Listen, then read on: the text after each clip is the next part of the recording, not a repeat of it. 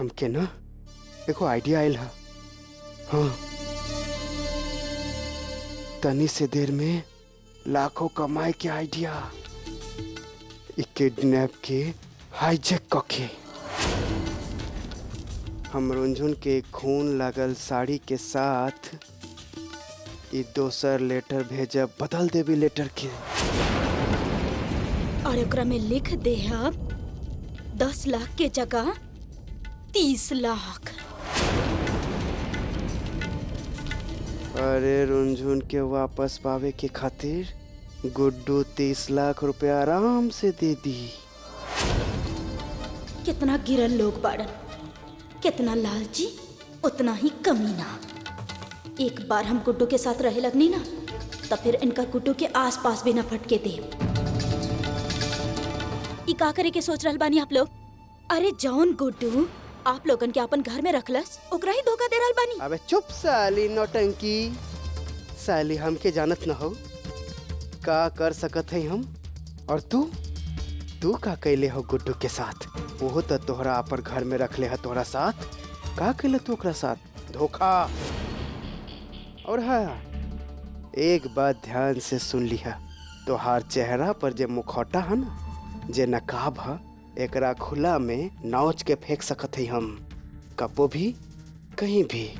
ध्यान रखिया, ये मुंह खोले ना। चला मिठो भाभी।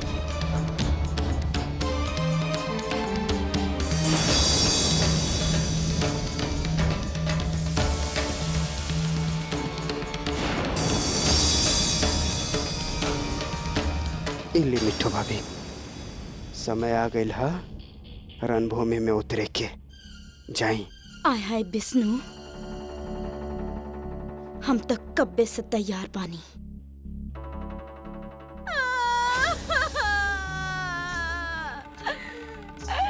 अरे के रावण बन के हमार बिटिया के कैद कर लेला। मिठो भाभी, रुंझुन बेटिया। अरे मिठो भाभी, आप ना रोई। अरे हम अपन जान दे के भी रुंझुन के बचाई। साला इस सब कुछ ना पप्पू के वजह से भाई। उहे ही साड़ी के साथ उ लेटर भेजलस। अभी हम बतावता नहीं एकरा के। ई मामा मामी के तो हम बाद में देखा, पहले हम एकरा के ठीक करता नहीं।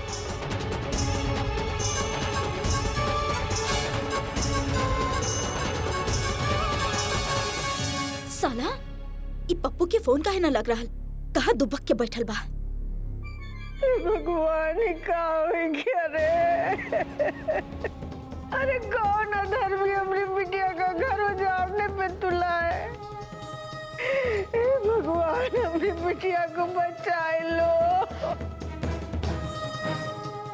गुड्डू बेटा, कुछ करो बेटा।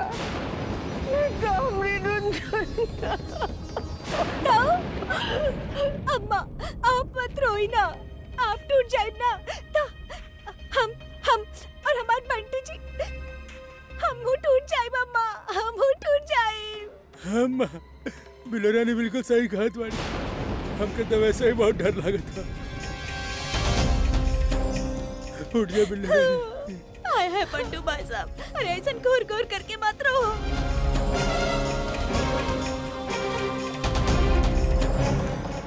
पांडे जी, अरे समझाए ना आप उनका के। एक दूसरे का समझाओ के नहीं, खुद समझदार बने के समय बा।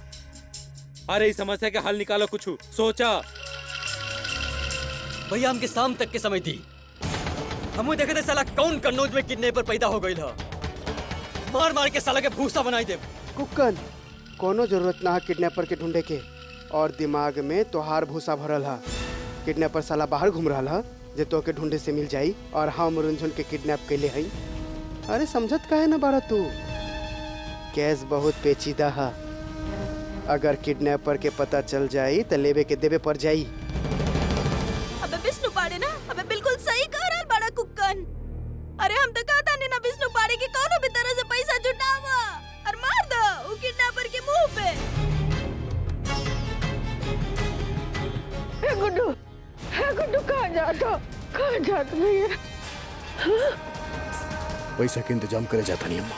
अरे लेकिन हम पूछता नहीं गुड्डू, इतना पैसा आई कहाँ से? हमके ना पता कहाँ से आई। अपना आपके बेचे के पड़े, अपना आपके नीलाम करे के पड़े। हम पैसा लेके आए, कहीं से भी लेके आई वो।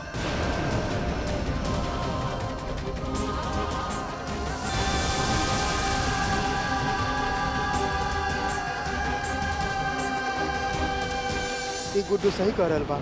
हम जानत हई कि तू बहुत मुश्किल से ई संपत्ति अर्जित कैले बाड़ा, लेकिन कोनो बड़ा आदमी कहले है ना कि मुसीबत में कमायल गईल पैसा मुश्किल वक्त के खातिर ही तक कमाइल जाला।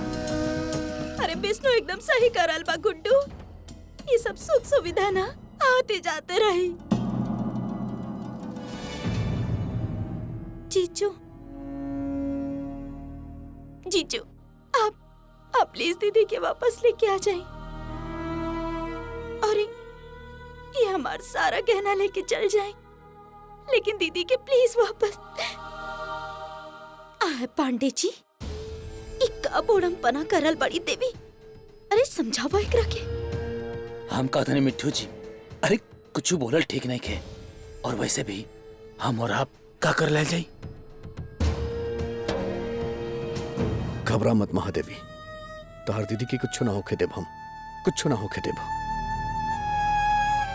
कुक्कन एकरा कुक्कन के देता। अब एक काम करता नहीं, हम अपन गाड़ी बेच देता नहीं, वैसे भी कुछ इंतजाम हो जाए। चलिए अभी गाड़ी के कागज भी तैयार करे के पड़ी।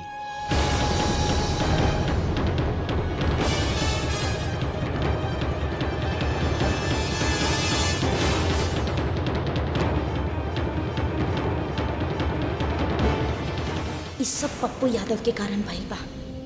हम इतना चाहले रहनी कि इतना निचला स्तर पे उतर आई, हमार गुड्डू के तकलीफ में डाले लागल। ओकरा के तो हम ऐसा नाच नचाई कि कही कि कौन नौटंकी वाली से पाला पड़ल। अबे कहाँ देखा तू लोग बड़ा लाचार, और हाँ मैं पप्पू यादव का समझ ला। अब अपन बाजी खेला और जीत के दिखावा। फायदा बा बाजी लगा के, हर बात तो तू हारे जाला। पिछला बार 25,000 हारा रहा 25। अबे का भूत टाइप के आदमी बढ़े यार। अरे जब देखो पिछली बार रट लगोले बड़ा। अबे बात तब हारत बानी। इस दुनिया में 2 लोग बाने जो आज तक हार के अफसोस ना कैले। हार गईले पृथ्वीराज चौहान के जमाने में मोहम्मद गौरी, और दूसरा पप्पू यादव के जमाने में खुद सही पप्पू यादव। एक बार एमपी का टिकट मिल जाएगा, फिर देखा तू लोग के बिजनेस और धंधा देखा कहाँ से कहाँ पहुँचाओ बानी। लेकिन यार पप्पू पार्टी ई बार टिकट दी तो होके, तो हर पार्टी लीडर था वैसे ही घोटाला में फसल है। वो साफ सुथरा छवि वाले के ढूंढ रहा है ई बार। साफ सुथरी छवि का मतलब ये बा बेटा, करो सब लेकिन पकड़ल घंटा ना जा। वैसे हमार सब काम सेट बा और एमपी का टिकट मिलल तय हा।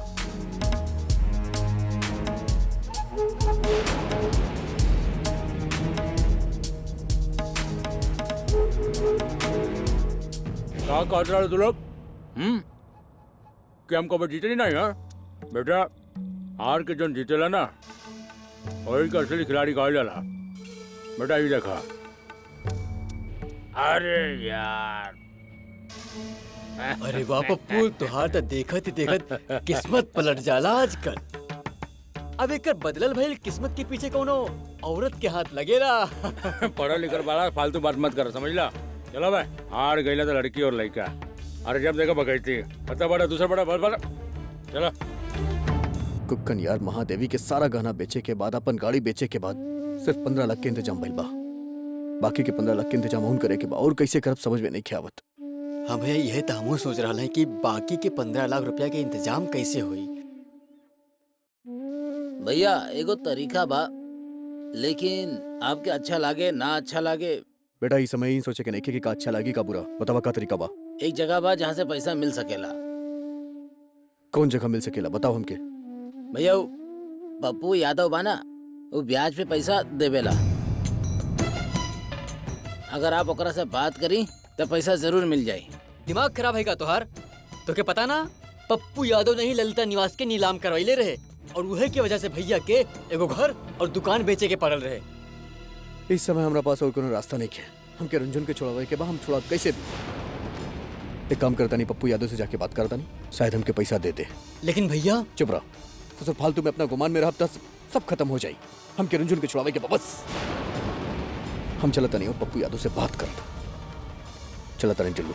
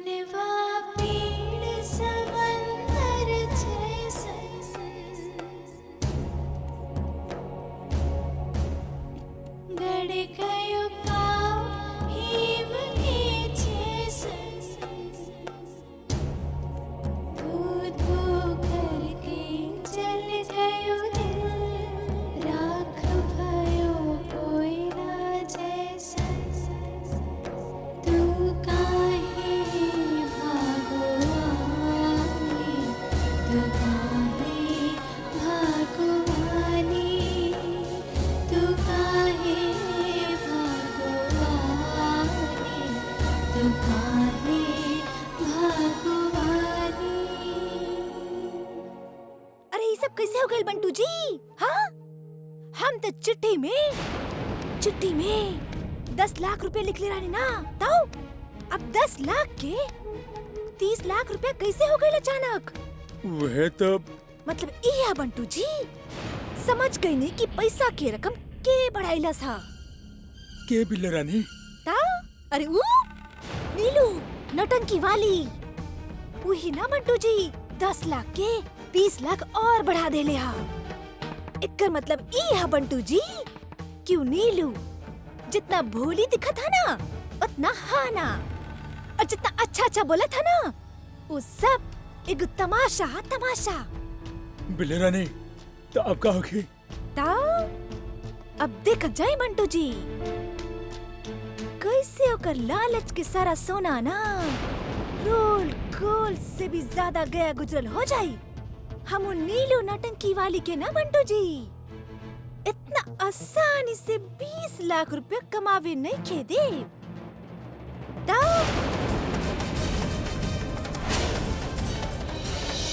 अम्मा जी आप चिंता मत करी, देखिए दीदी जल्दी वापस आ जाई।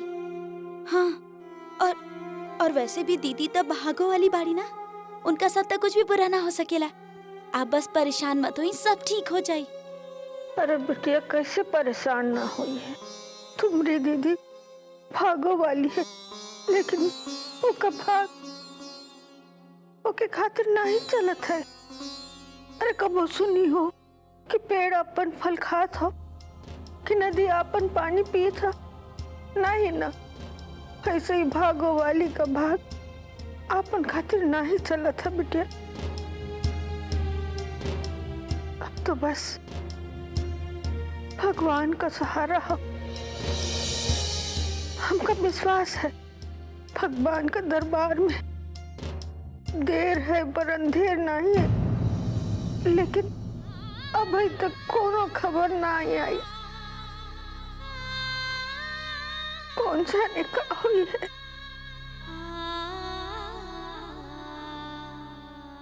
अम्मा जी हमार वजह से जौन भी तकलीफ भइल बा ओकरा खातिर हम माफी चाहतनी। काश हम आपके दर्द कम कर पाती, लेकिन जैसन हम चाहतनी वैसन कहाँ हो पाएला। लेकिन हमरा वजह से केहू के भी तकलीफ होकेला, ई बात हमरा के अच्छा ना लगेला। यही से हमरा के माफ कर दी। और अम्मा जी हम कसम खाता नहीं कि कुछ भी हो जाए हम गुड्डू और रुंझुन के मिला के ही रहब। सच।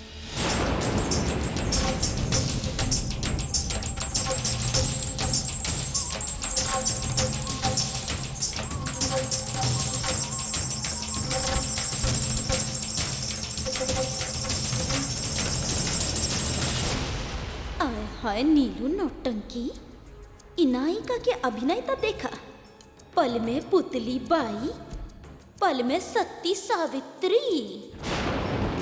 बेटा कहा जौना तरह पांचवा इक्का पांचवा बादशाह ना होखेला वही तरह पप्पू यादव खातिर असंभव शब्द ना होखेला।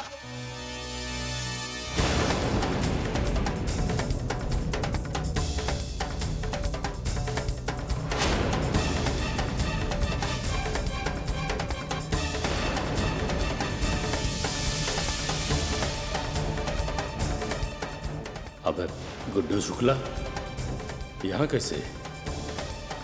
कहीं हमार कोनो आदमी गद्दारी तो ना कैले हमसे? कहीं एकरा पता तो ना चल गया कि रुंझुन यहाँ भी आ?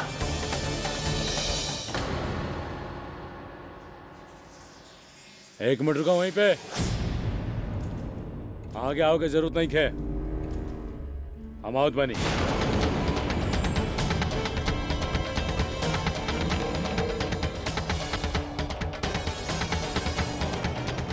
हाँ भैया गुड्डू शुक्ला, शेर के मान में इसे खाली हाथ नहीं हत्ता। मारपीट करे खातिर ना आइल बानी पप्पू, हमके तोरा से बात करे के बा। कन्नौज नरेश, गुड्डू शुक्ला पप्पू यादव से बात करे आइल बा। एगो शेर कोनो शायर खूब कहले बा कि लोग गिर गिर के झगड़े ले काहे, इतना झुके ले तब फिर खड़े ले काहे। खैर छोड़ा, का बात बा? हमार धर्मपत्नी के केहू अगुआ कैले बा, 15 लाख रुपया कम पड़त बा फिरौती खातिर। सुन ले बानी तू प्याज पे पैसा देवे ले, ये खातिर तोरा पास आइल बानी।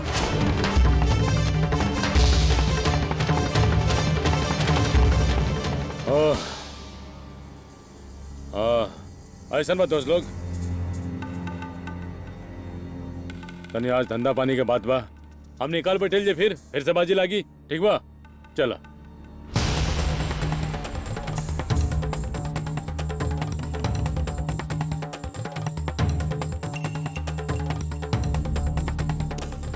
बड़ा जोरदार खेल गईली नीलू डार्लिंग,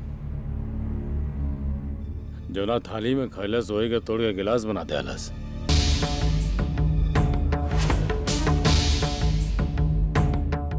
रुंझुन का किडनैप करवा दे आलस। अच्छा भाई लोग का मारनी नहीं हम।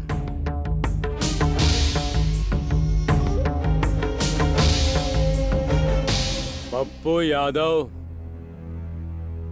धंधा करे ले, केहू से कोनो मोहना ना ही, केहू आपन ना केहू पराया। अबे तू हमारे इतना बेइज्जती कैला, काहे मदद करी तहार?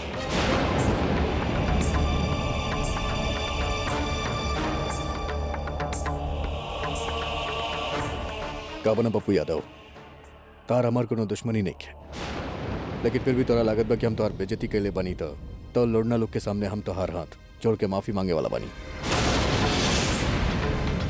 कब की समय हमरा खातिर रुंझुन से बढ़ के केहू नहीं खे। वैसे भी दुश्मनी खातिर कुछ वसूल हो खेला, कुछ कायदा हो खेला। बहादुर बड़ा तो बहादुरी से वार करिहा। हमार नाम गुड्डू शुक्ला बा, हम तोरा पीठ कब होना दिखाई बा। हमार मजबूरी बा, पैसा दे सकेला तो बोला। 1 मिनट बताओ थाई, तनी सोच विचार करे था।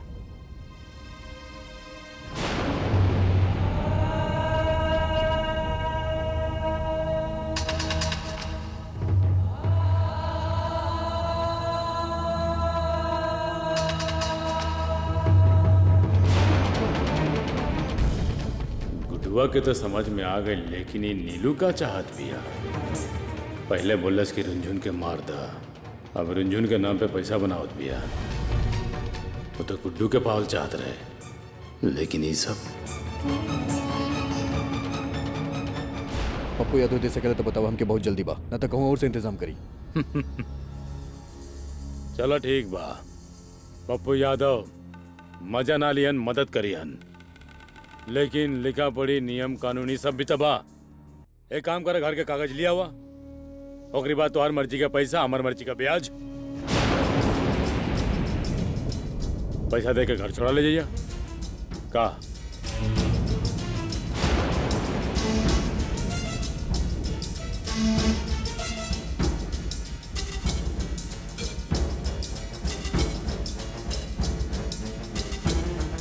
घर के कागजात हमके मालूम रहे, खातिर पहले लेके आ गई।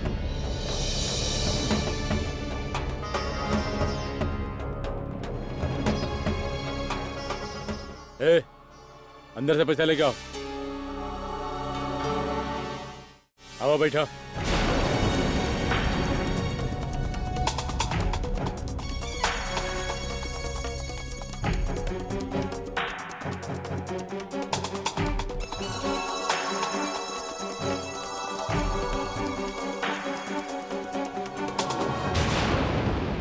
ला भैया 5 5, ला भैया 15।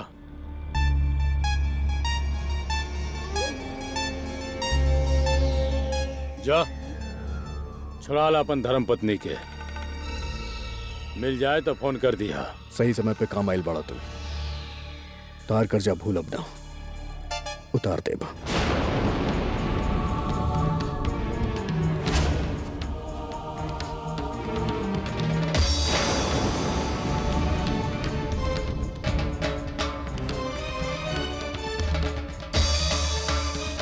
जौना के समझले रहनी नीलू परी, वो निकलल 56 छुरी।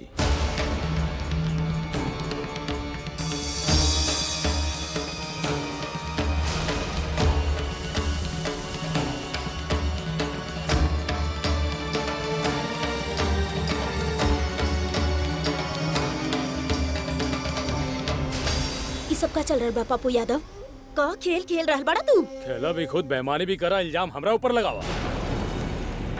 पप्पू यादव के साथ यारी ठीक है, होशियारी नहीं। होशियारी तू कर रहा बड़ा, हम ना। बस अब और इल्जाम मत लगाइए, बताते बानी।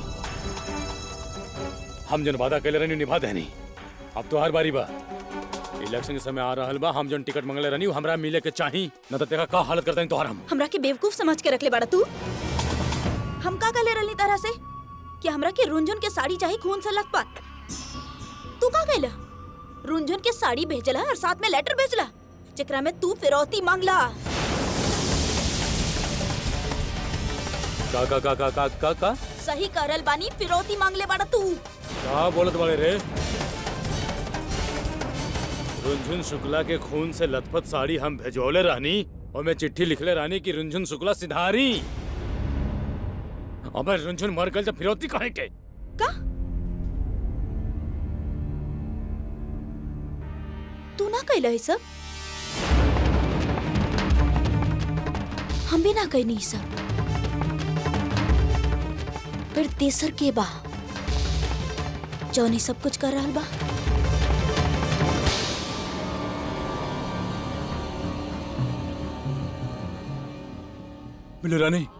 बिले रानी, हम सारा सिम ले आइल बानी, जैसन तू काले रहलू ना के सब नीलू के नाम से लिया, तो हम नीलू के नाम से ले आइल बानी। ताऊ कुट्टू जी, इस आप लाइने कहाँ से? मतलब जहाँ से हम कनी वहीं से लाइने की ना? हाँ बिले रानी, हम फरुखाबाद से ही लेके आइल बानी। हम तो करल है कि बस अब चढ़ा दी रिक्शा गुड्डू पे, फोन लगाई। और सुनी बंटू जी, आवाज थोड़ी सी भारी करके। हाँ ठीक है, चली जल्दी करी। एक खोलत नहीं, तू हाँ, खोलो ना।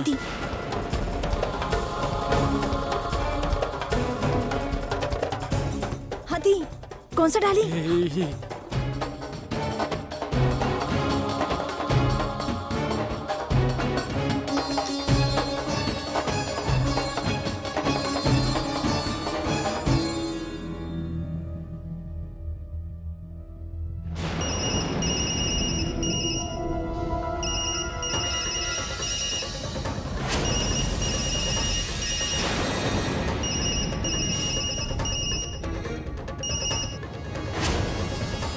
अरे जाता। हेलो हेलो हेलो, तोहर धर्म पत्नी हमरा पास बाड़ी, ज्यादा होशियारी मत करिहा, वरना तोहर धर्म पत्नी के जगह ओकर लाश मिली।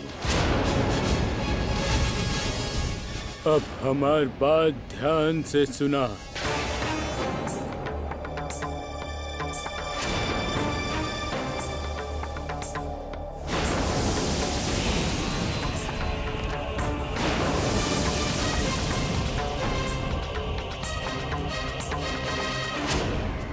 बंटू जी हेलो, का हुआ?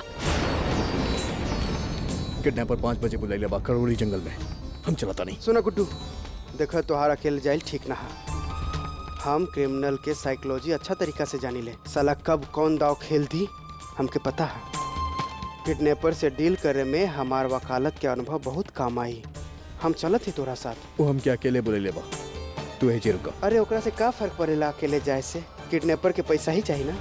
और तोहरा से ज्यादा हमके रुंझुन के चिंता है। हम बस दिखा न रहल है। आय हाय जसमुद्दीन बिस्नुआ, एकरा ऊपर तो हम रत्ती भर पे भरोसा ना कर सकेनी। पता चलल कि अकेले ही सारा के सारा पैसा कटक जाई। अरे गुड्डू, अरे जब तक तू वहाँ से बना ना तब तक हमारे सांस रुकल रही। हम तोरे साथ चलता नहीं। अरे मिठू भाभी, आप वहाँ जाए तो और खतरा बढ़ जाए। देखिए आप यहीं रुकी और भगवान से प्रार्थना करी कि हम सब सही सलामत आ जाएं। बस उसको पढ़ने सही कहत बा, तू यहीं रुका। हम क्या अरे होता है? गुड्डू, हमार जान भी चल जाई ना तो कौनो परवाह नहीं के। अरे हम तो बस रुंझुन के सही सलामत लेके यहाँ चाहता नहीं। बस हम उस साथे चलब। अरे रज्जुक दुल्हन, अपने आप पर काबू रखो। गुड्डू और विष्णु जा रहे हैं, जाए दो।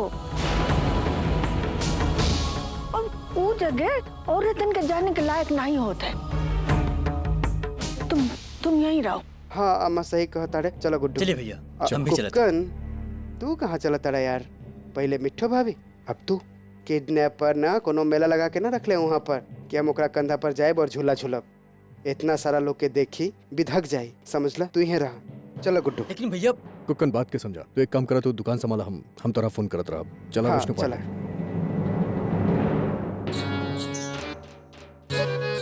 आय हाय ई बिस्नु अकील ता, अरे लालच के अजगर बाई। मन तो करता ना इकर मुंह में कपड़ा ठूस के जान ले ली कर। अरे हमरा के इज्जत छोड़ के सब माल अकेले ही हड़प करे के चाहेला। हे प्रभु, हमरे रुंझन को सही सलामत घर भेज दो। हम सब ही तो कोशिश कर सकत है, लेकिन सब कुछ तो तुम्हारे हाथ में है। हमरे रुंझन को सलामत रखो। ताऊ अम्मा, हमार पंटू जी ना मंदिर जा रहा है, मन्नत मांगे रंजुन खातिर। और जाओ बंटुक दुल्हन, ये वक्त मांगे गए मन्नत बहुत काम आता है। जाओ जाओ, चलती जाओ।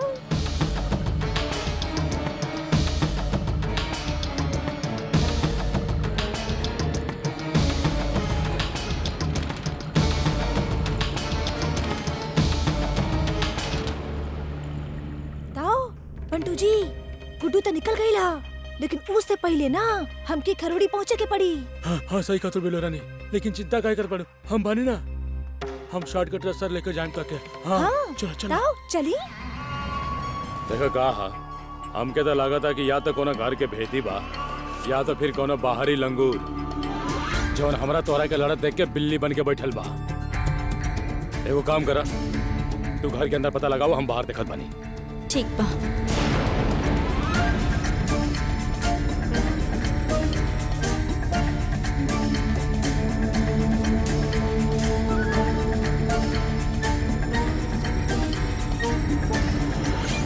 भैया जी, इतना अच्छा भैल पत्ता खेले खातिर यहाँ पर आयल रहनी। कहीं गोदाम में होती तो गुडुआ के सारा हकीकत पता चल जात। इतना अच्छा भैल भैरव बाबा की हम पर कृपा हो गई। जय भैरव बाबा।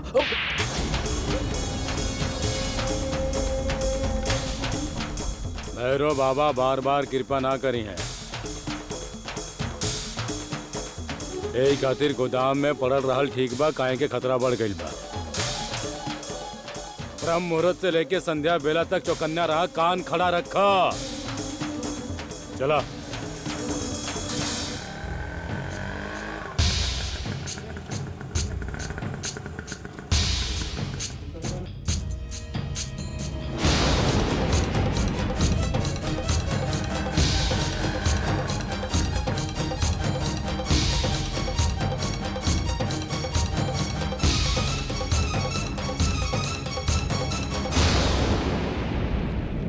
पता ना गुड्डू जी अभी थाना से छूटल की ना। नीलू के कोनो भरोसा ना। कहीं गुड्डू जी कोनो और मामला में ना फंसा दी। भगवान ही सब का हो रहा, कुछ करी, हमार गुड्डू जी की रक्षा करी।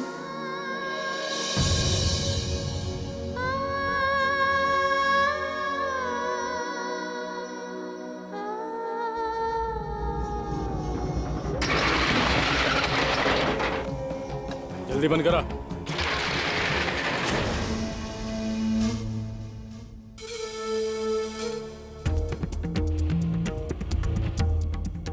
आय हाय, हमरा के कुछ ना कुछ करे के पड़ी, ना तई विष्णुआ अकेले सारा का सारा पैसा हड़प जाई। ना, हमरा के होइजा जाए के पड़ी हो जा।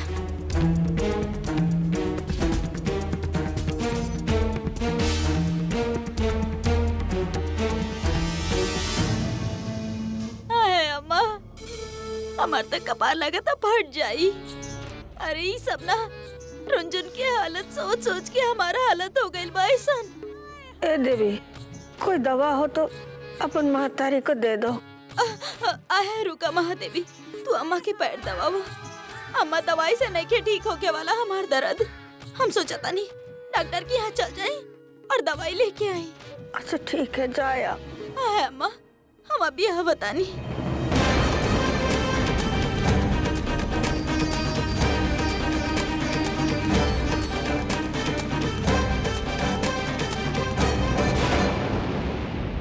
का कर रहे बंटू जी? अरे कुछ दिखाई नहीं दे रहा का? हमके दिखाई ना दे रहा। हम तो आगे आगे चले तनी, आप देख के चला ना। हैं? कहाँ है हम बंटू जी? अरे कहाँ? ऐसे कैसे पगड़ी पहन लेनी आप? अरे आधा पहननी है, आधा ना पहननी है, बराबर तो पहनी आप। ऐसा लग रहा जैसे जंगल से अभी भाग के नहीं है आप। तो ठीक है ना। अरे बंटू जी, गुड्डू गुड्डू।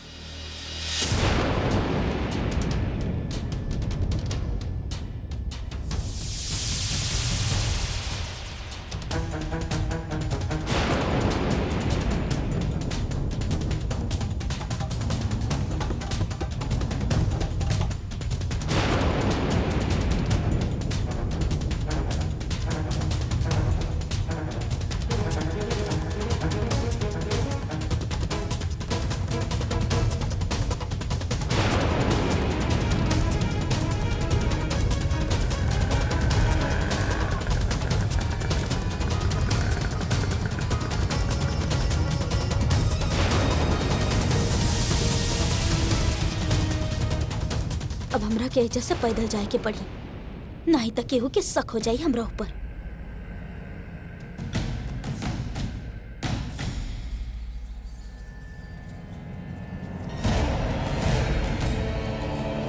बंटू जी, जाई जाई। बिल्लो रानी, अब हमसे ना हो पाए। हम ना जाए। अरे का करल है बंटू जी? जरा हिम्मत बढ़ाई ना, तभी तो लक्ष्मी बढ़ी। ताओ बिल्लो रानी, हमका डर लागत था। ताओ, अरे बंटू जी 5 बज गए, 5।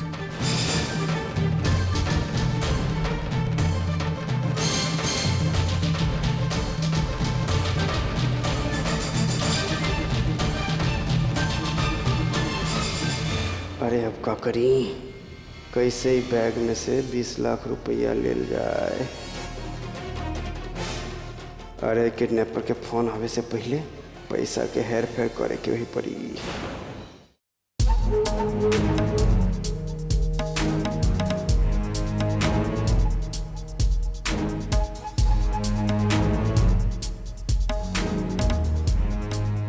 तो 6 बज गए और किडनैपर के फोन ना आयल अभी तक। बंटू जी, फोन लगाई ना। अरे पैसा ना चाहिए का आपके?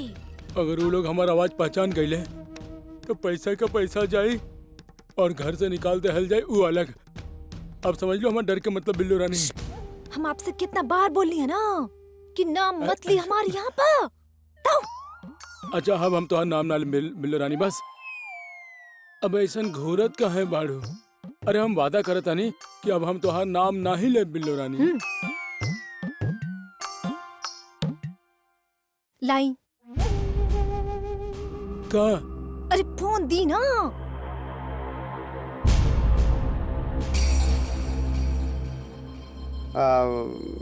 गुड्डू, तू थक गए हो ना, इतना देर से बैग हाथ में पकड़ ले बाड़ा। और लावा बैग हमके दे दा, हम पकड़ लेते हैं। ससुर ऐसे ना थकल बानी हमके चिंता होत बस कि रंजन के कुछ हो गए होके। अब हाँ गुड्डू, हमके भी टेंशन तो हो रहा है।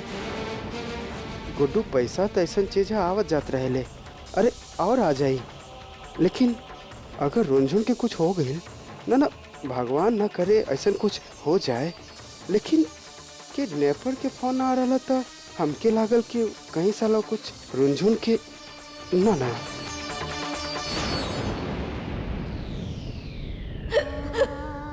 पता न काहे बार बार ऐसा लग रहा कि गुड्डू जी हमके बहुत याद कर रहे हैं, हमार राह देख रहे हैं।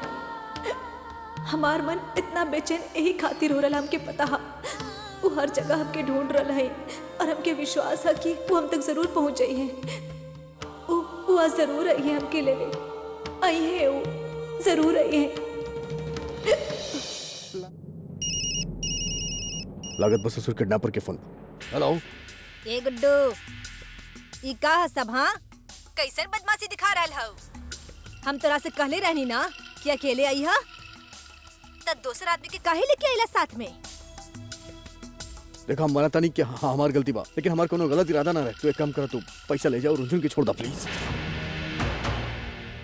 नहीं गुड्डू शुक्ला, तू वादा तोड़ दे लिया। अब हम जैसन कहा ना वैसा नहीं करा तू। वो जो दूसरा आदमी है ना, ओकर हाथ में बैग दे दा और ओकरा बोला कि कुआं के पास आके बैग रख के चल जाए। और तू ना गुड्डू शुक्ला, तू निकल ला तुरंत। और रुंझुन ओकर का होई? रुंझुन आ जाए घर पे अपने आप। हाँ, अबे ससुरी कोनो बात भइल? देखा तू पैसा ले लो और रुंझुन के छोड़ दा। हमके बताओ वो कहाँ बाड़ी? तोहर पास ना हमार बात माने के अलावा और कोनो रास्ता ना हो, समझ ले कि ना? ससुर सब गड़बड़ हो गई। गड़बड़ का गड़बड़ हो गई? अरे भड़क गए बड़े वो लोग कि हम तोरा साथ काहे लेके आईनी, अकेले आवे की चाहत रहे हमरा के। अरे फेनू, अरे वो कहत बा कि हम पैसा तहरा के दें और तू जाके सूखा कुआं पे पैसा रख के आवा। एकरे कहेला भाग्य।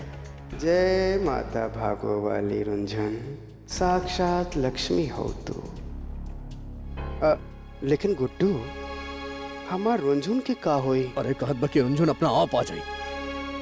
जब पैसा पहुंच जाए तो रुंझुन अपना आप घर पे पहुंच जाई। अच्छा तू चिंता मत कर, अगर वो बोले है कि पहुंच जाई तो पहुंच ही जाए ना। अच्छा ला भाई बैग हमके दे दा। अरे दे दा, हम रख के आ जाए, टेंशन ना ला। एकरा कहेले भाग्य उदय, किस्मत काम कर गई। अरे ये तो चाहत रही हो। गुड्डू, हम बस यूं गई और यूं आई।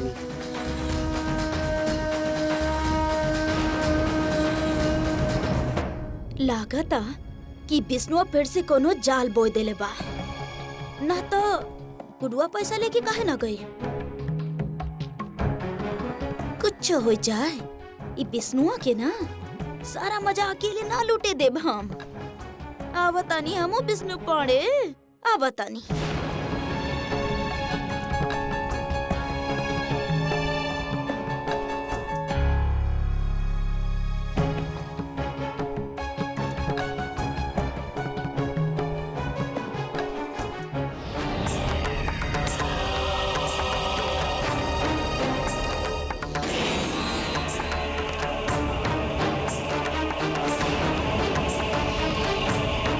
ए विष्णु, बिट्टू भाभी, अरे आप यहाँ का कर रहा? अरे मना के ले ना आपके यहाँ आवे खातिर। आ है विष्णु, हमरा से ज्यादा ओकेली ना दिखावा, समझ गईला? तू का सोचला कि सारा का सारा पैसा चोंच में दमाई के उड़ जाइबा और हम प्यास से मर जाई? हमरा से ज्यादा होशियारी दिखाइबा और चाल चले की कोशिश करबा ना, तभी चिल्ला चिल्ला के गुडुआ के सब बता दे कि सारा प्लान ना के करबा और के बनैले बा। फिर सोच लिहा कि अगर हमरा के पैसा ना मिलल ना तो तारा के भी कुछ ना मिली। अरे मिट्ठो भाभी, आप पकड़ा गई। कौनो चाल वाल ना चल रहा हम। गुड्डू के नाक के नीचा से 20 लाख रुपया निकालल कोनो खाए के काम ना। तो सुना, ऐसा करा कि अब धड़ाम से चलत चलत गिर जा और ऐसे गिरा जैसे सचमुच के गिर गईला। और फिर चुपके से 20 लाख रुपया निकाल के रख दो। 10 लाख रुपया ना वो बैग में दे के चट्टान पे रख आवा। जा। हमके पता हमके का करे क्या।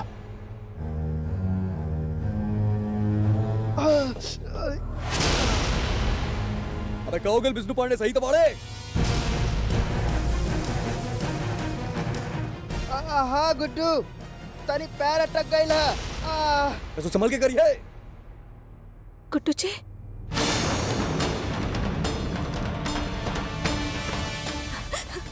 गुड्डू जी, गुड्डू जी, गुड्डू जी, गुड्डू जी, गुड्डू जी, गुड्डू जी, गुड्डू जी, गुड्डू जी, गुड्डू जी। ए, सुनो, तनी बाहर जाकर देखा था गुड्डू तो नहीं क्या? अच्छा भैया। गुड्डू जी, गुड्डू जी, गुड्डू जी, गुड्डू जी, हम यहाँ पर हैं गुड्डू जी। रंजन, गुड्डू जी, गुड्डू जी। अरे भाभी श्री चुप हो जा।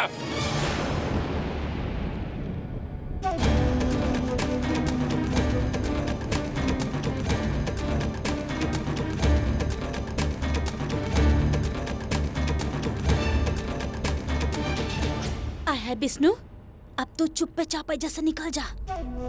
सबको चल जाई ना तो हम ही पैसा उठा ले। पैसा पर नजर रखिया, एनी ओनी ना हो जाए।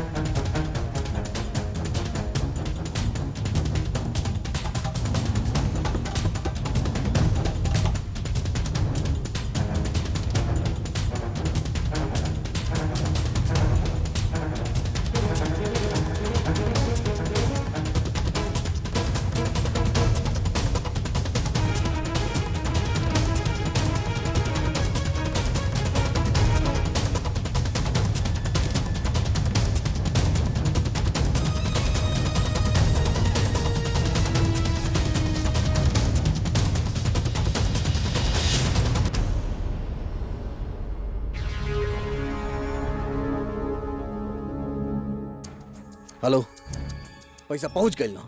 अब बतावा रंजन कब आई? तू जा, पैसा हम देख ले और गिन ले। सही है तो फिर रंजन के घर भेज दे 1 घंटा में। हेलो हेलो, क्या फोन रहे? किडनैपर के फोन रहे। का बोल ले? बोलत बाकी 1 घंटा में रंजन पहुंच जाई घर पे अपना। हाँ, ठीक है गुड्डू, अगर किडनैपर बोले हा भेजी तब रंजन हमके लागत आ ही जाई। अरे कैसे पहुंची अपने आप? हमके तब ससुर इतना चिंता होता, समझ में नहीं क्या होत के का करी। ऐसा लगत बा रास्ता पे चलाता नहीं आंख मूंद के। अगर रंजन के कुछ हो गया तो मुश्किल हो जाई। गुड्डू जी, हम यहाँ पर हैं गुड्डू जी। रंजन, गुड्डू जी। अरे आप भाभी श्री चुप हो जाई। कहीं नहीं है गुड्डुआ। गुड्डू जी। अरे मोन, जाके समझाओ। जाके समझाओ ना तो उनके स्वामी के हम अभी दुनिया से विदा कर दे माजे। चुपचाप बैठ वहाँ पे, ज्यादा शोर शराबा ना, समझ लो, ना तो यहीं पे मार दे।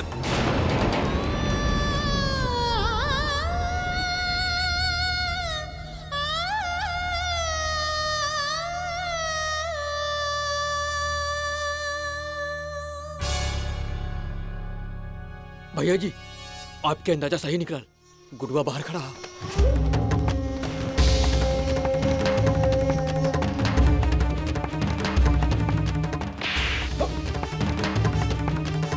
नहीं चला था, हम खुद देख के कंफर्म करा।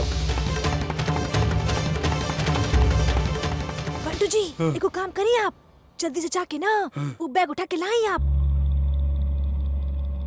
और चुपके से जाएं।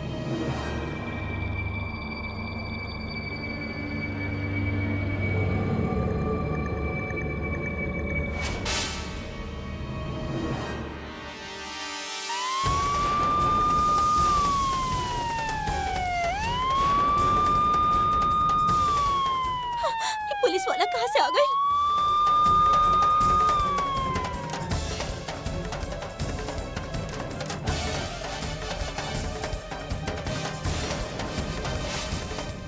पुलिस कहाँ से आ गई यहाँ पे? हेलो, तू तू पुलिस भेजला? हमरा से धोखा कैला? और ससुर हम पुलिस ना बोले नहीं, हमके ना पता कहाँ से आ गई। अब देखिए तू हम रुंझुन के साथ का करत हई। हेलो हेलो, चली बंटू जी, हाँ चली चली।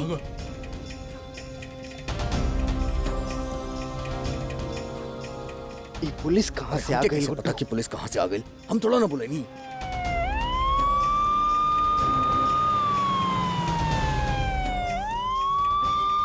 बेटा ऐसन बा, तू लोग तैयार रहा, यहाँ से निकले पड़ी। बेटा पुलिस आ गई, समझ गए ना? चलो जल्दी।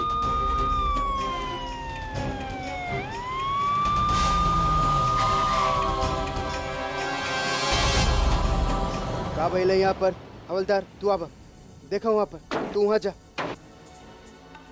गुड्डू, हमके केहू फोन पर कहले है कि तोहार धर्मपत्नी के केहू अगवा कर ले बा और तू फिरौती की रकम लेके यहाँ आयल बाड़ा। ये खातिर हम यहाँ आयल हई ताकि वो किडनैपर के रंगे हाथ पकड़ सके। बोली कहाँ हो? केहू के आसपास आप देखले हैं? अरे अजीब आदमी बड़ा तू, केहू कुछ भी बोली और तू उठ के चले बा। अच्छा, जौन फिरौती मंगले रहे गुड्डू के ही जे बोलौले बा, लेकिन ससुरा बा कौन इतना बुद्धिमान आदमी और कैसे जाना था कि भाभी श्री रंजन शुक्ला यही जवाड़ी? गुड्डू हमके लागत था तोहके केहू बेवकूफ बना रहा है, तोहसे पैसा ऐठल चाहता, तोहसे पैसा भी ऐठ ली और तोहार पत्नी रुंझुन के भी ना छोड़ी। अब अगर तोहके पैसा दे के रुंझुन के छुड़ावे के तो पैसा द और रुंझुन के ले ला, लेकिन जहाँ तक हमके लागेला ऐसा होई ना। गुड्डू, हम बहुत सारा केस हैंडल कैले हैं किडनैपर के, समझ ला।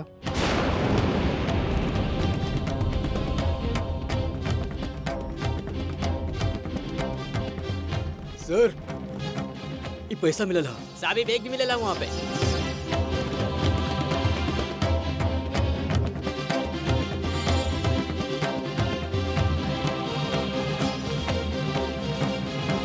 गुड्डू, ये पैसा बैग तोहार है। ससुर विष्णु पांडे, ढंग से पैसा भी ना रख सकेले तू। ससुर हमार रुंझुन के कुछ हो गए तो हम जान से मार देब तो रखे। आप दोनों हमारे साथ चले। चलें। एक मिनट सिंह साहब,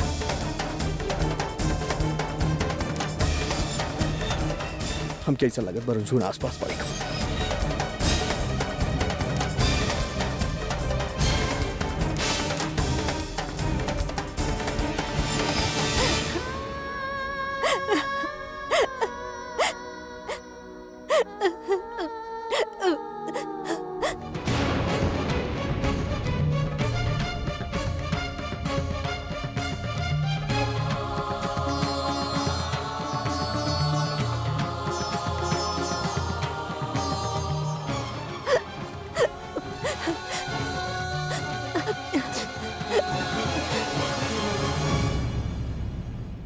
गुड्डू, पागल मत बना।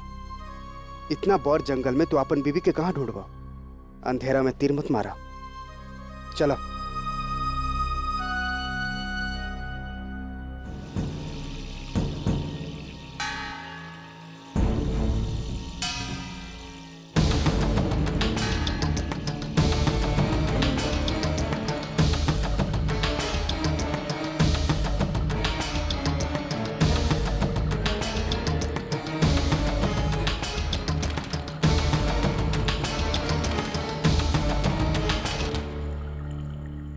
जाने कहाँ हुई हमारी बिटिया, कैसे हुई है? अम्मा प्लीज मत रोइए, देखिए दीदी जल्दी से आ जाइए और आके आपके गले लग जाइए। बिटिया तुम गले लग जाइयो के, लेकिन आई तो दो। अरे आ जाइए अम्मा। बंटू दुल्हन, बंटू तुम लोग ऐसे दौड़त भागत काहे आ रहे हो? मंदिर गए थे ना? ता हम और कहाँ जाई बम्मा? ओ का है ना, ओ बहुत चले के पड़ल हमके। ओ करत रानी हम का कहत हई, का कहत हई ओकरा घूम घूम के चक्कर काटत हई ना। परिक्रमा अम्मा, परिक्रमा। हाँ ताऊ सही करल हई बंटू जी, परिक्रमा करत रानी अम्मा मंदिर में कि हमार रुंझुन ना वापस आ जाए। हाँ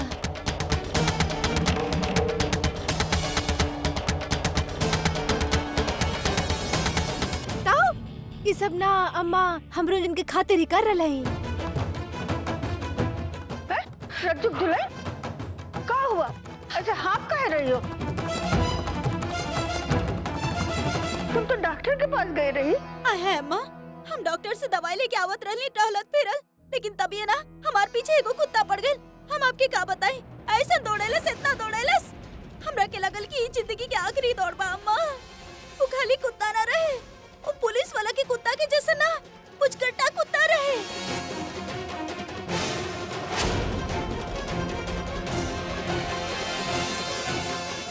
अम्मा ये सब छोड़ा अम्मा, ये बतावा कि रुंझुन के का भइल अम्मा? गुड्डू गुड्डू रुंझुन के लेके आयल कि ना? अरे नहीं रजुक दुलाई, अब तक न गुड्डू आया है और ना ही रुंझुन। हमरे तो आंखें पथराई गई दरवाजे को देखे देखे। भगवान जाने का हुई है। अम्मा देखिए, आप रोवल बंद कर दी। आप परेशान मत होइए, हम करल बनी ना दीदी। दीदी जल्दी वापस आ जाइए, प्लीज मत रोइए अम्मा।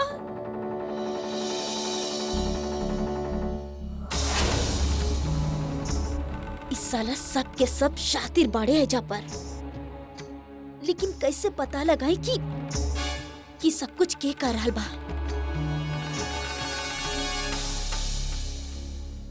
जीजू आ गए। गुड्डू गुड्डू क्या हुआ? रुंझुन कहाँ है? साथ काहे नहीं लाए?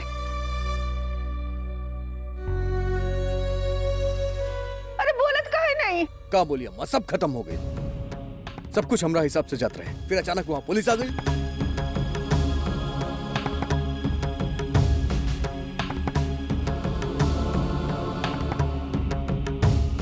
किडनैपर के लगल के हम पुलिस के बुले ले बानी, भड़क गई, फोन काट दिले हमारे।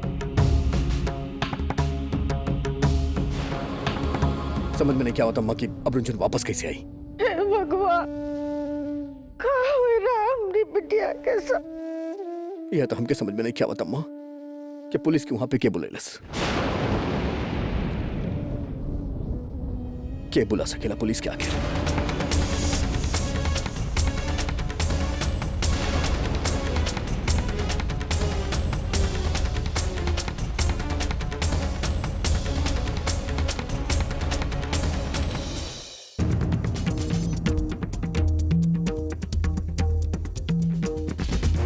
एको बात बतावा, कहूँ तू तो फोन ना कैलू पुलिस के? ना हम ऐसा काहे करब गुड्डू? हम कोनो फोन ना कैनी, सच।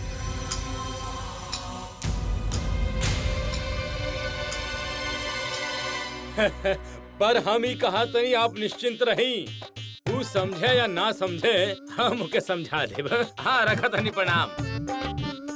हम कहा तनी, अरे हम राजू पांडे जॉन भी करी ले ना, बहुत नाप तोल और सोच समझ के करी ले। भाई हमके पता चल गई रहे कि केहू गुड्डू के बेवकूफ बना होता, ओके लूटत चाहता।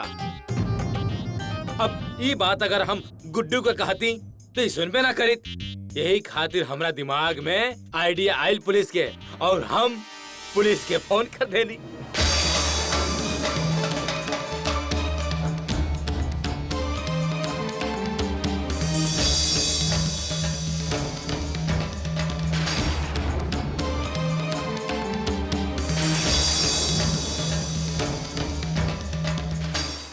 का बात बा ससुर, का बात बा, बहुत बड़े यहाँ काम के लिए पड़ा। ससुर सत्यानाश कर दे ले सब काम। तारा के तो ससुर फूल के हार में लेके चाहिए। बेवकूफ ससुर, गधा बाड़े बिल्कुल।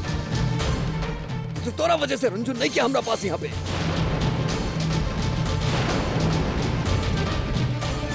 बेवकूफ ससुर, कैसे ले अब रुंझुन की? अब हम है गधा पांडे, चला देला अपन दुलती अपने ऊपर। अरे जब तक तोरा के लाठी से लठी आई नहीं ना पीटब, तब तक तू आदमी ना बनबा। लाख रुपया के नुकसान करके मुस्का तड़ा। हे भगवान, कैसे मूर्ख बच्चे पैदा हुए हैं। अब हमें रुंझुन कैसे लौटी है? छोड़ा अम्मा ब्रो, ऐसे कोनो फायदा नहीं के। तू ऐसे सपूत के जोन पैदा कैले पड़े, सबके सब बेवकूफ निठल्ला बाड़े। समझ में नहीं क्या होत कि का करी। अच्छा भला रुंझुन हमरा पास होत, आज हमरा साथ होत। ससुर बेवकूफ लोग की वजह से ना आई। हमरा पास कोनो रास्ता नहीं किया। अब बस किडनैपर के फोन के इंतजार करे के पड़ी हमरा। जब तक ओके फोन ना आए तब तक बैठ के इंतजार करे के पड़ी।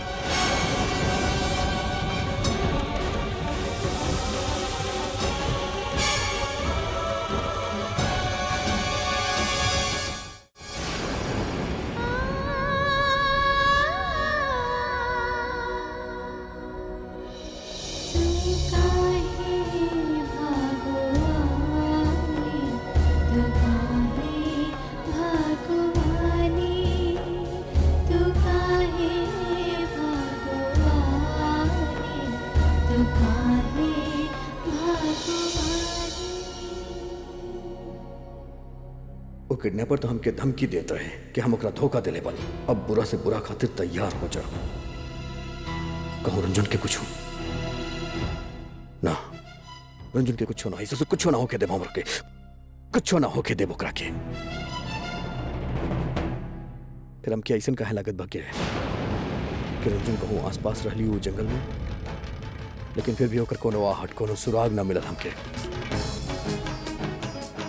दोबारा चल के देखे के पड़ी वहां।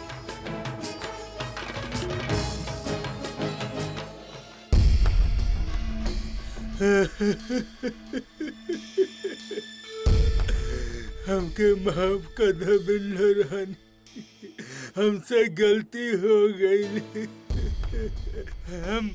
हम डरा गई रानी। अरे बैग लावे से डरनी तो डरनी, अब तो फोन करे से भी तो डरत रानी बंटू जी। अरे 5 मिनट पहले अगर फोन के लिए हुई ना तो इंस्पेक्टर के आवे तक वो बैग हमारे पास हुई। हम काहे आपके अपन साथ ले गए रानी। अरे अकेले जाती ना तो ही अच्छा हुई। ना जाने वो कैसे मनहूस घड़ी रहे बंटू जी, जी हम आपसे शादी करनी। अरे आप तो औरतों से भी गैल गुजर नहीं बंटू जी। अरे औरत हो के भी हमके सबको संभाले के पड़ा था। हमके माफ कर, हमके छोड़ के तो ना जाइबू ना।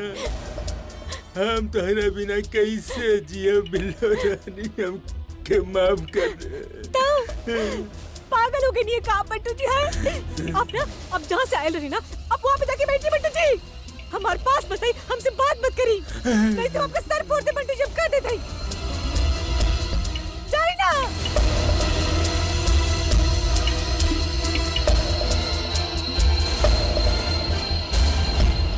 अब देखा गोल घुमा के बात के गोल मत कर, का समझ लो। ये बतावा ये सब के करत बा ससुरा? हम का जानी। और तू हमरा से ऐसे काहे पूछ रहल बड़ा? तौर का करी तब से सुनल जात लू। हमके तो लगा था तू हमारा साथ दोहरा खेल खेलताड़ू। और हाँ, अगर तू हमारा साथ दोहरा खेल खेललू ना, सुन ला कदाई हम ऐसा बार करब कि ढेर हो जाइबू। अरे हाँ भैया जी। देखो बेटे लोग कैसन बा, मामला थोड़ा डिस्मिस टाइप हो गइल बा, का समझ ला। भाभी जी के जेबा कनौज में रखल अब खतरनाक बा, यहाँ से अब शिफ्टिंग करे के पड़ी। चला तैयारी करा।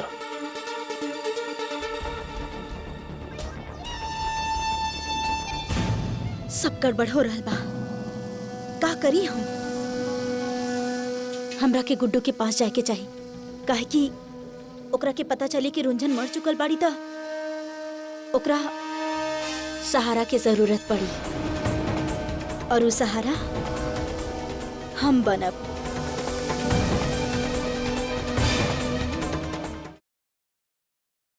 प्रणाम भाभी श्री। और सब आनंद बा? कैसन लागल हमार मेहमानदारी? खैर चली, अब यहाँ से प्रस्थान करे का टाइम हो गई बा। चला बे, दरवाजा बंद करा। जी भैया। दरवाजा मतलब आंख के दरवाजा बे। ना तो रास्ता देख ली तो भेद खुल जाये पप्पू यादव के भवसागर के। मर जाइबा, ऊपर जाके हमार नाम बदनाम करेबा। हाँ, बंदूक के नौकरी ना मिली बारा के। छोड़ा हमके, छोड़ा। हाँ, अब ठीक बा भाभी, दरवाजा बंद हो गई। चलो बे, पूरा राज के सम्मान के साथ इनकर यात्रा प्रारंभ करा। चलो उठावा। चला। आई भाभी, आई आई।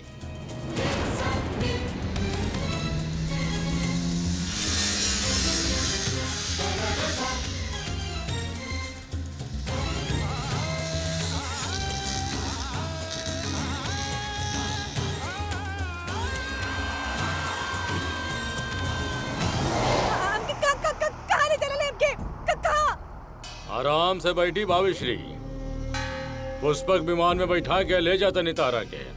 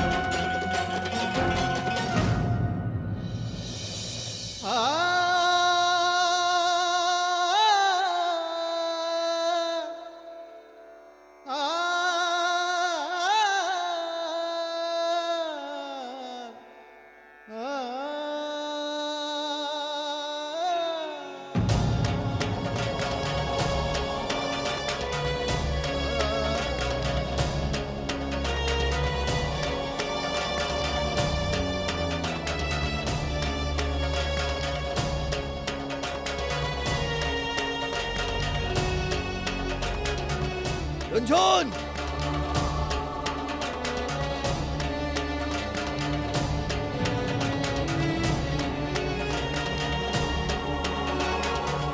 रंजन! रंजन!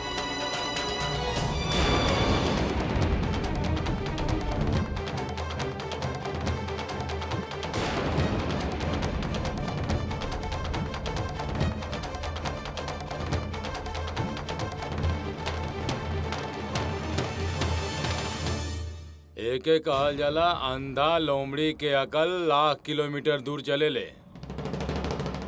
इतना मना कहने की गड़बड़ी मत करिए, लेकिन मनली नहीं, अब मनिहन बुरा। ए गाड़ी रोको बे।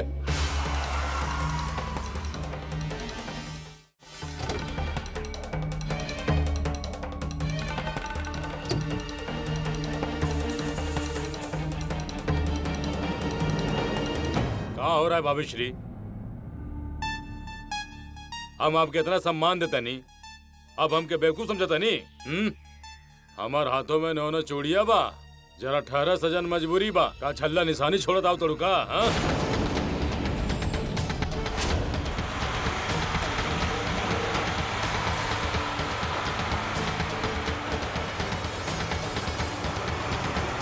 अडा अडा ब्रेक फेल बा।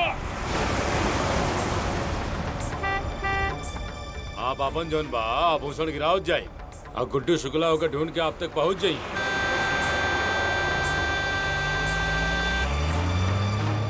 पप्पू यादव का लंका में जात बाड़ू तू 7 जन्म लग जाए ओकरा तबो ना ढूंढ पाई।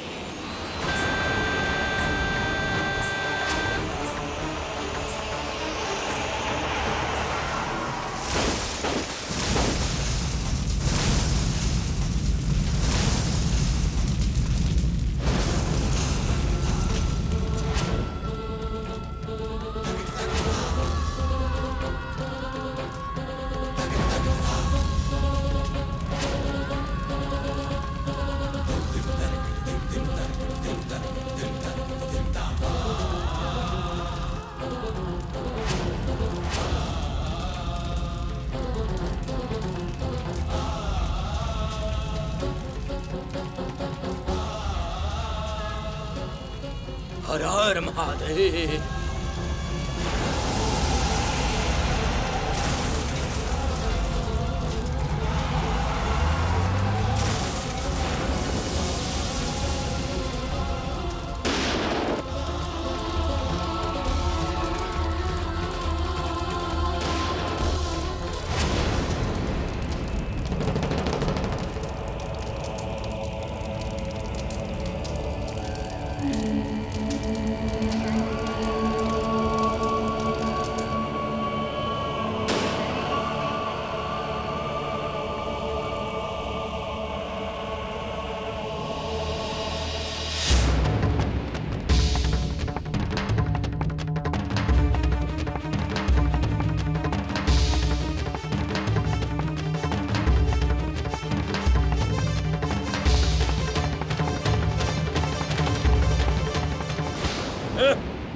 ए लड़की देख।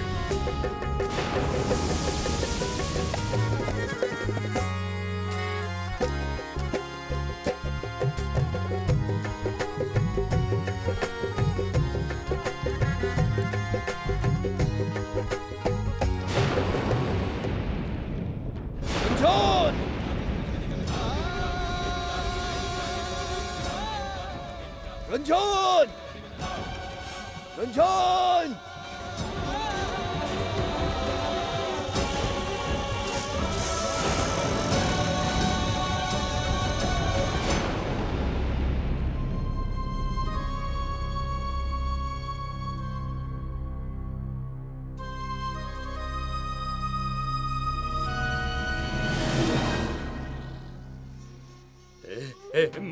मरल लिखे जिंदा बिया।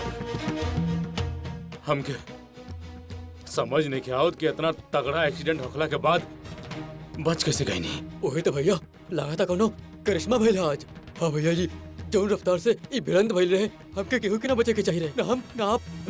बच्चे के बाद ससुरा बच्चे के बाद तो दूर बा, ससुरा लाश भी पहचान में ना आयत रे। दुर्घटना हो गई, केहू के चोट ना आयल।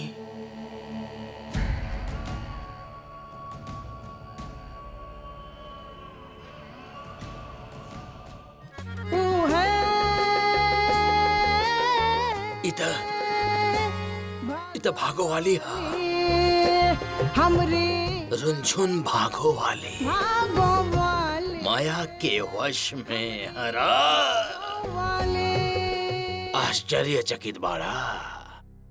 इतना बड़ दुर्घटना में कोनो घटना काहे ना घटल।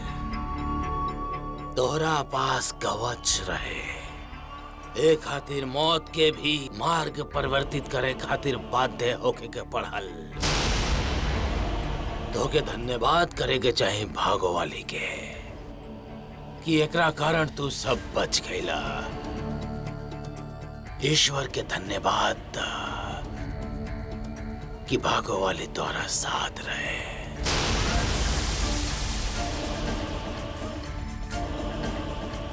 इसलिए तू सब बच गईला।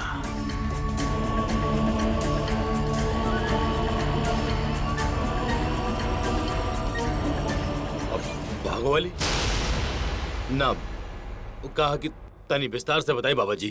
भागो वाली यानी जो सौभाग्य लावेली। जब बंजर धरती पे चले ली उ धरती हरा भरा हो जाले। तो के ई लड़की के धन्यवाद करे चाहेगी, आज ही तोहरा साथ रहे। अगर ही तोहरा साथ ना होई तो तू सबके सर्वनाश हो जाए, केहू ना बची। तू सबके हर हर गंगे हो जाए माया के वश में।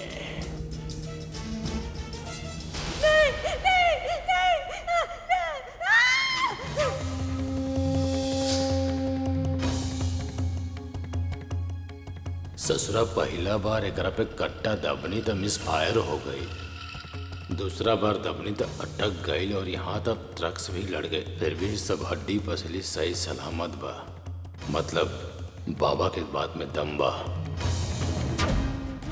एक पति कहाँ बा?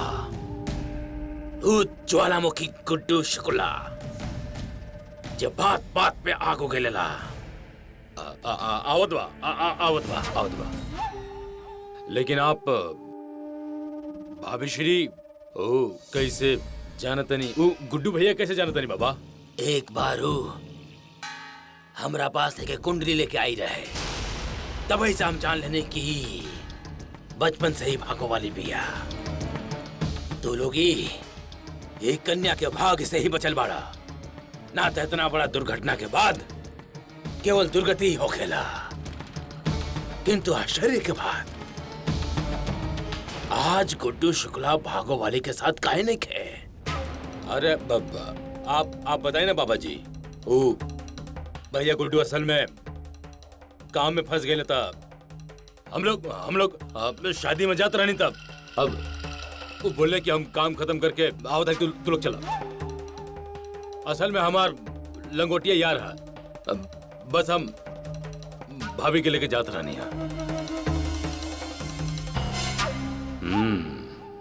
अब समझ में आयल भाभी श्री खातिर गुड्डू शुक्ला के मोह। लेकिन पप्पू यादव आज कोड नंबर तूर दे बाई तिलिस्म के।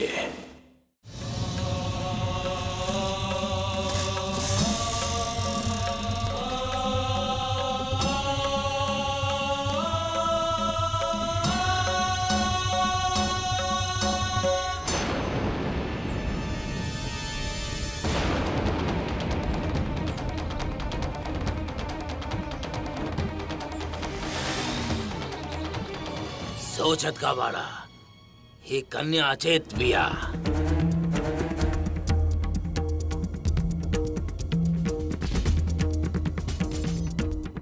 इला औषधि दूध में मिलाकर पिला दिया, शरीर में रक्त के प्रभाव नियमित हो जाए, कन्या स्वस्थ हो जाए। हर हर गंगे।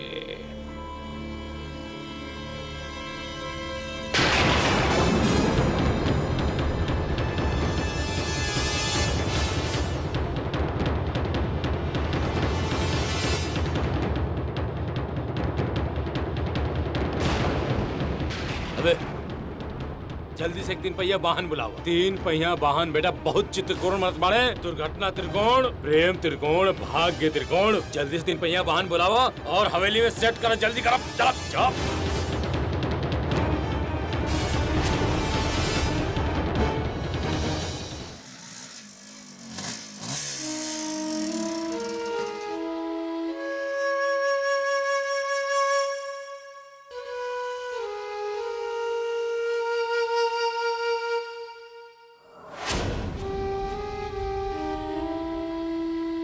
ससुर कौनो सुराग नहीं खे मिला था।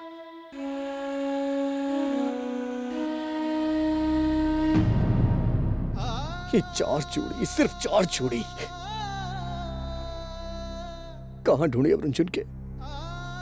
एक काम करता नहीं, हम मां के जाके बताता नहीं और पुलिस के दिखावता नहीं, शायद रुंझुन के कुछ पता मिल जाए। हर हर गंगे माया के वश में, हर हर महादेव माया के वश में।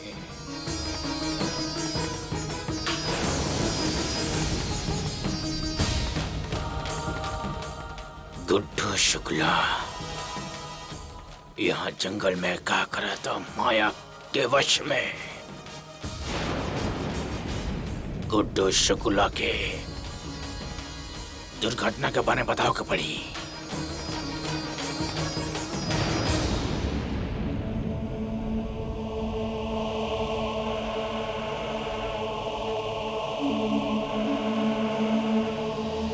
गुड्डू रुका, गुड्डू शुक्ला रुका, हमके तो हके कुछ बताओ के बा, रुका गुड्डू।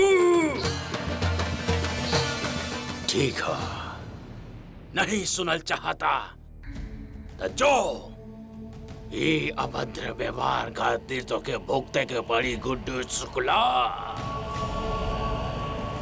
माया के वश में।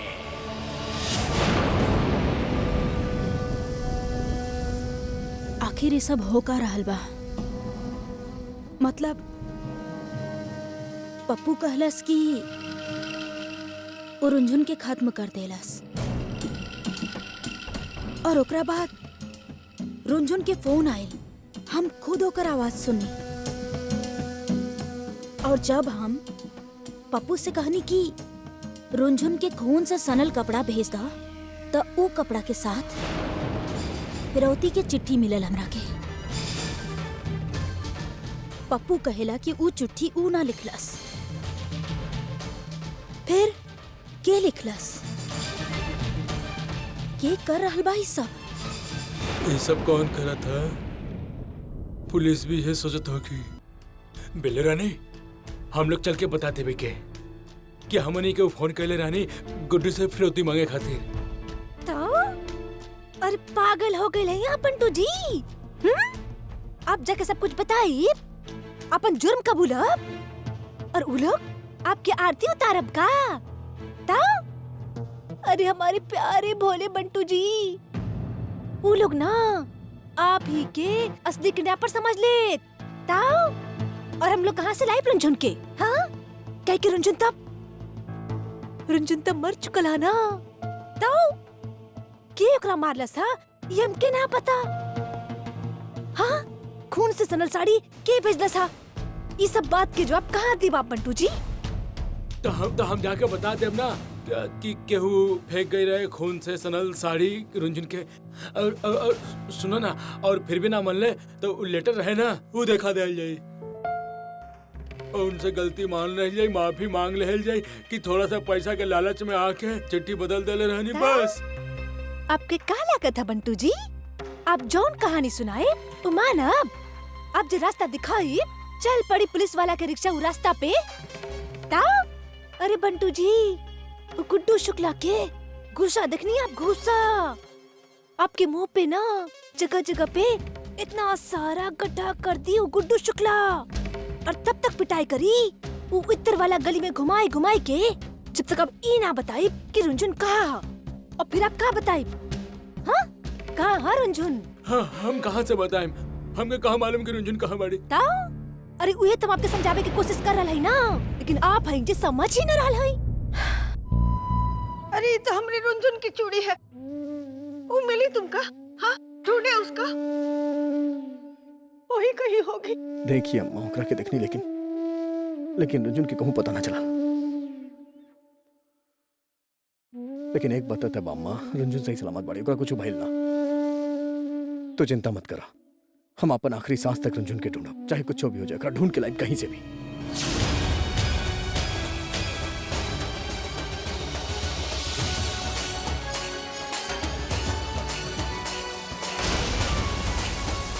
रुंझुन जिंदा बाड़ी? ऐसा कैसे हो सकेला?